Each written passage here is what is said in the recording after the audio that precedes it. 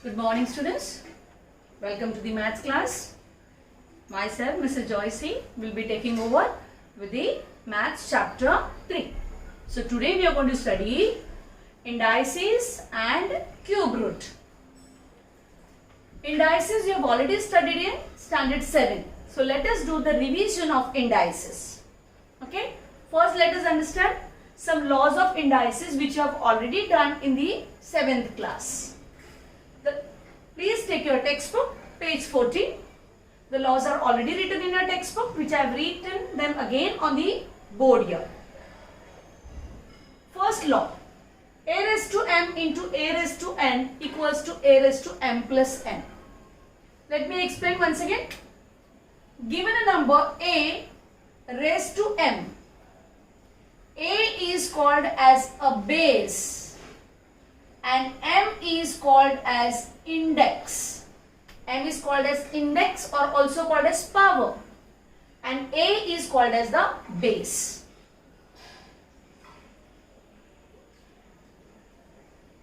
Now for the first law, if the base is same, to get the answer we have to just add the indices. So both the index m plus n to be added. Clear? The second law, a divided by b, sorry, a raised to m divided by a raised to m. It's a division here of the same base with different power. Powers are m and n. Then it becomes a raised to m minus 1. This is the second law. Look in your textbook.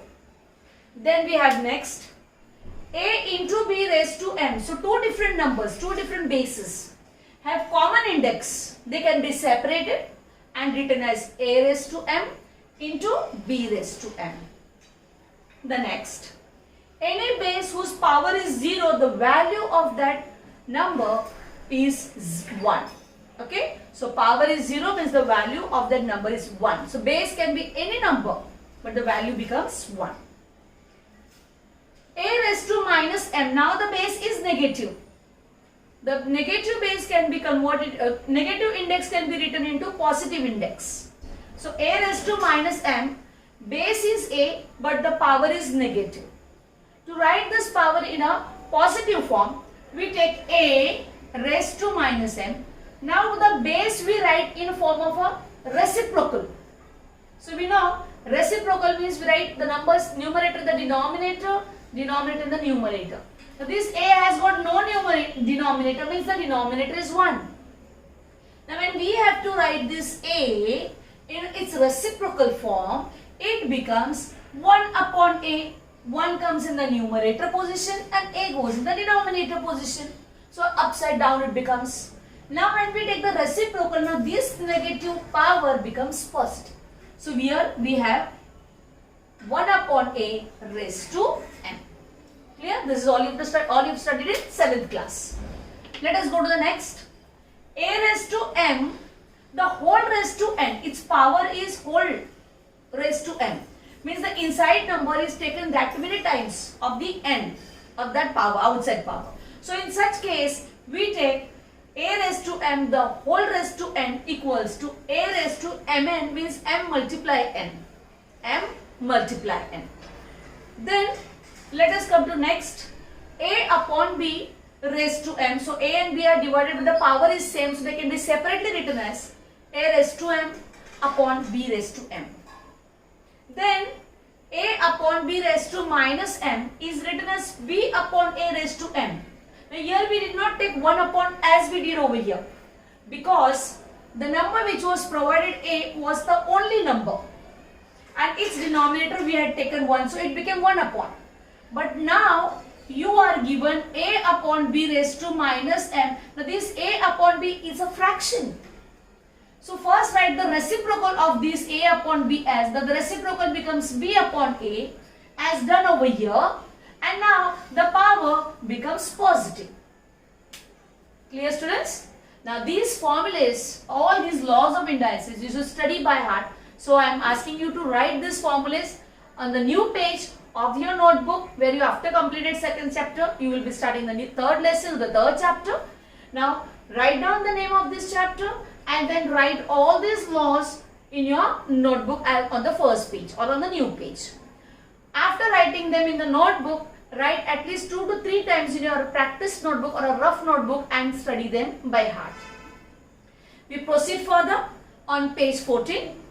Using laws of indices, write proper numbers in the following boxes. So you are given 9 activity based sums.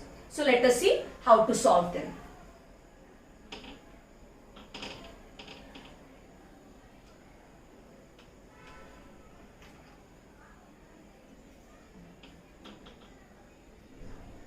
First sum, I will write the sum.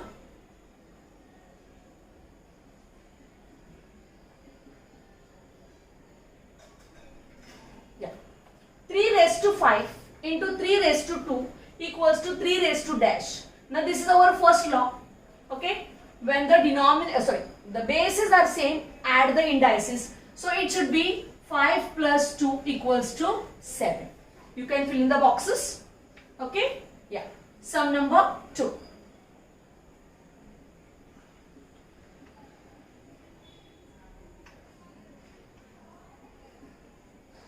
Now, 3 raised to 7 divided by 3 raised to 9 equals to 3 raised to dash.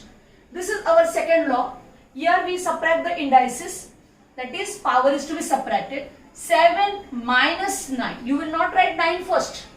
The first power is 7. Then second power is 9. The law goes like this. A raised to m divided by a raised to n. So it becomes a raised to m minus n. So first is m. So first is 7 and second is 9. 7 minus 9.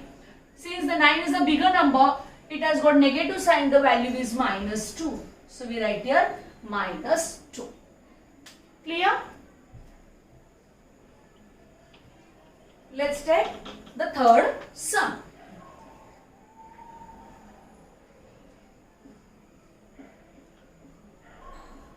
Yeah. 3 upon 4 whole raised to m. Sorry, whole raised to 5.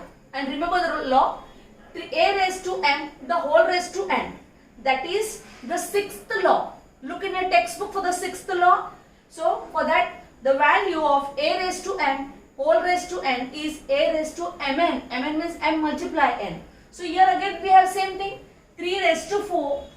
The whole raised to 5 is 3 raised to 4 5s are 20. Now we move on to the fourth sum. The fourth sum is 5 raised to minus 3 equals to 1 upon 5 raised to a box. Now this is the reciprocal I explained you, the negative power. 5 is the only number, its reciprocal will be 1 upon 5. So negative 3 will become positive 3. Sum number 5. 5 raised to 0. This is our fourth law. You can look at the textbook for the fourth law. A raised to 0 equals to 1. So 5 raised to 0 is 1. Come to sixth sum.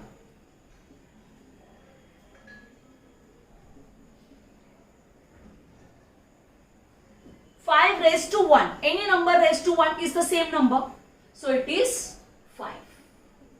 Come to sum number 7.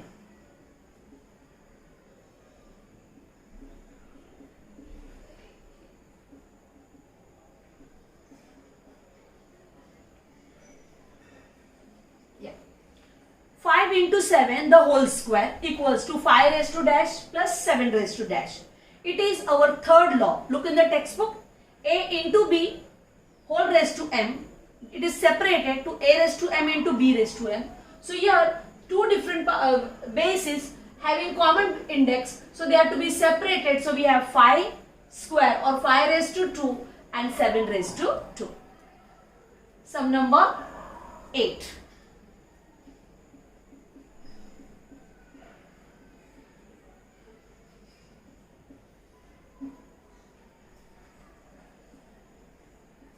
Yeah.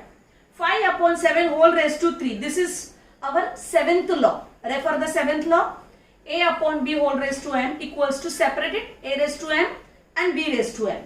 So here 5 upon 7 raised to 3 will be 5 raised to 3 and 7 raised to 3. Come to sum number 9.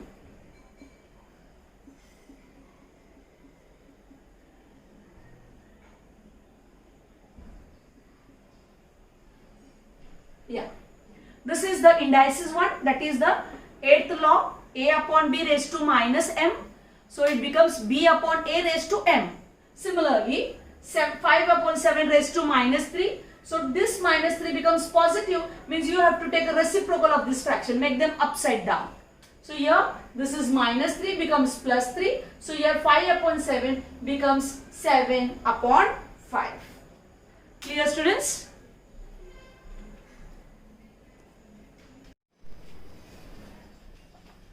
Students, let's continue. Now you have seen indices and the laws of indices. And then when we see the laws of indices, we see the index were sometimes m or say n. Now these m and n are integers. The integers are 1, 2, 3, 4 and so on, or 0 or negative numbers. Clear? So this is what we have already studied. Now what if the power is 1 upon m or 1 upon n? That means what if the power is a fraction? So now we are going to study what is the meaning when the power is in a form or the index is in a form 1 upon m or 1 upon n. You can refer the textbook, page 14. Meaning of numbers with rational indices. And the first one is meaning of a number when index is a rational number of the form 1 upon n. Now we know square of 6 is 36. Square of 6 is 36. And then square root of 36 is 6. Clear? Square root of 36 is 6. Now we have written this root sign, but this also indicates some power or index, that is 36 raised to 1 upon 2 means 6. So 1 upon 2 power indicates the root. So when we say square root of, that means the power is 1 upon 2 or index is 1 upon 2. So when the index is 1 upon 2, we say it as square root of. Clear? So square root of, now suppose if I say 49 raised to 1 upon 2. So that is square root of 49 is 7. Similarly, any number multiplied 3 times you get a cube. Like for example, 4 into 4 into 4 equals to 64. Now 4 cube is 64. Okay. Now 64 is obtained by multiplying 4 3 times. So we can say 64 raised to 1 upon 3 is 4. That means cube root of 64 is 4. Clear? So we write the power in a form of a fraction. So it can be 1 upon 2, it can be 1 upon 3, it can be any other number. Let me explain.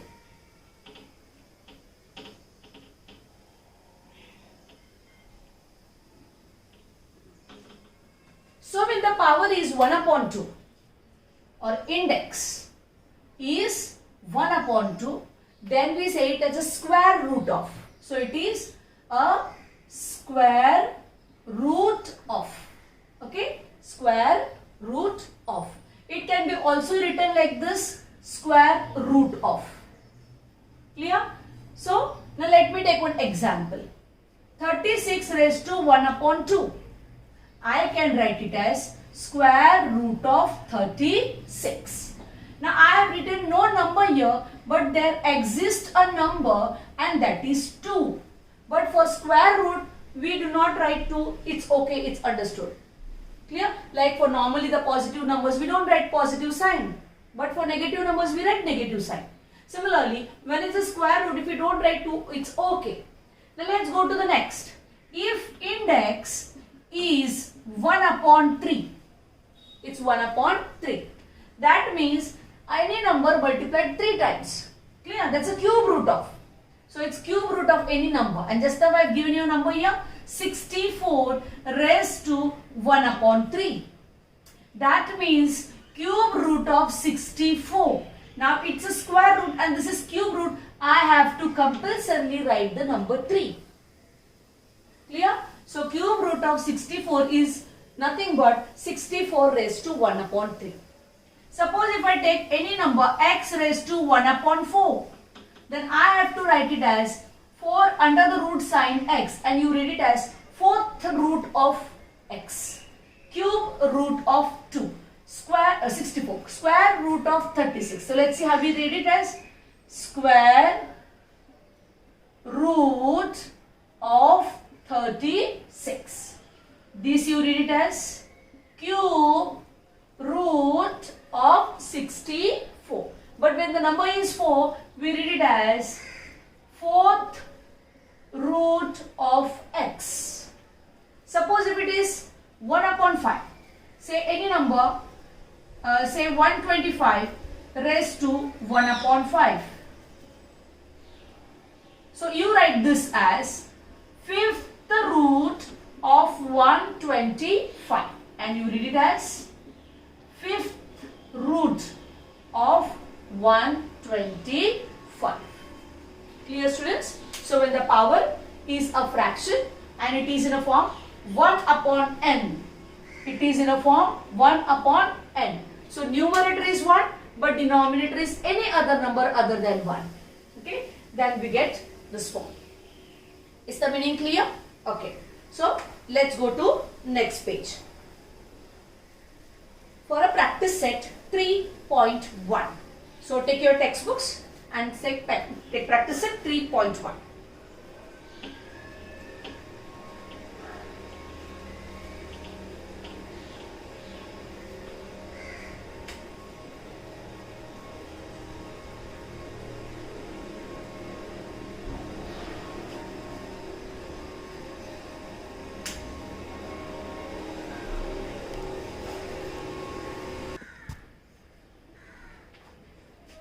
Let's continue, students. We practice set 3.1. I have written down question number 1 here. I read the question. Express the following numbers in index form. So the statements are given. We have to write them in an index form. Let's see. First sum. 5th root of 13. Now 5th means 1 upon 5. So it is 5th root of 13. So we say 13 raised to 1 upon 5. We say it as 13 raised to 1 upon 5, and which is read as 5th root of 13. Come to second one. 6th root of 9. 6th means 1 upon 6. So it is 9 raised to 1 upon 6. Clear? Next. Square root of 256. The square means 2. So it is 256 raised to 1 upon 2. The next. Cube root of 17. Cube word goes for 3.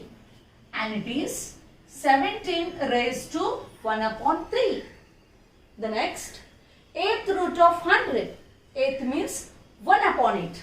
So it is 100 raised to 1 upon 8. Next. 7th root of 30. 7th means 1 upon 7. So it is 30 raised to 1 upon 7. Clear, students? So here we have seen the power of a number is in a form of a fraction or is in a form of 1 upon n. So 1 is the numerator and denominator is any other number. Clear? Yeah. Now let's move on to question number 2. Look in a textbook.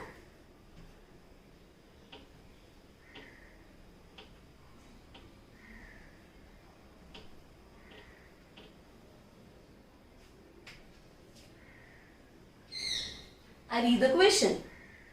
Write in the nth root, write in the form nth root of a in each of the following numbers. So now they have given it in a number and we have to write it in a words. So first sum.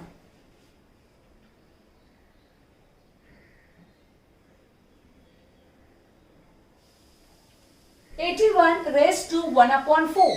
So 1 upon 4 means fourth root of 81.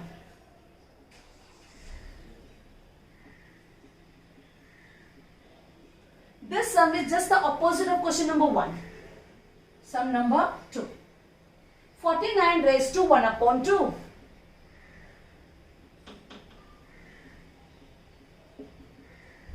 So 1 upon 2 means it is a square root of. Okay. So 1 upon 2 for 2 we use the word square. So we say here square root of 49. Sum number 3. 15 raised to 1 upon 5. So we write here 15, 1 upon 3 we write it as cube of. Okay, sorry 1 upon 5. 1 upon 5 is the fifth root of. Clear? So it is fifth root of.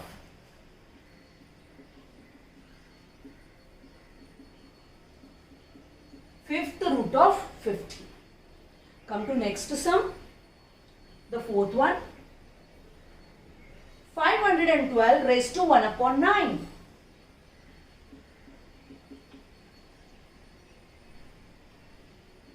So 9 means ninth root of.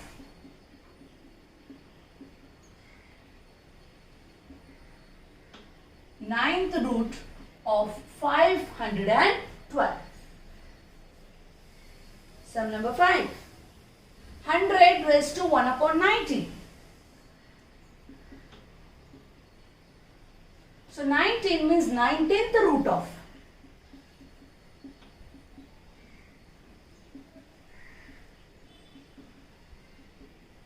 It's 19th root of 100. Sixth sum. 6 raised to 1 upon 7. So 1 upon 7 means 7th root of 6.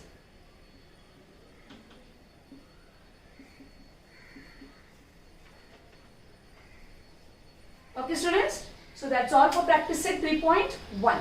So now as I told you earlier, you have to start with a new page, write chapter 3, indices and cube root. Then you will write all the laws of indices. After that you will copy the activity which we did on page 14. Yesterday the 9 sums were there based on the laws of indices. Write proper number in the following boxes. So that 9 sums you will copy, and after that you will solve practice set 3.1. I have already solved full practice set 3.1. So you will just write down in your notebook, and the next lecture will continue further. That's all for today. Thank you.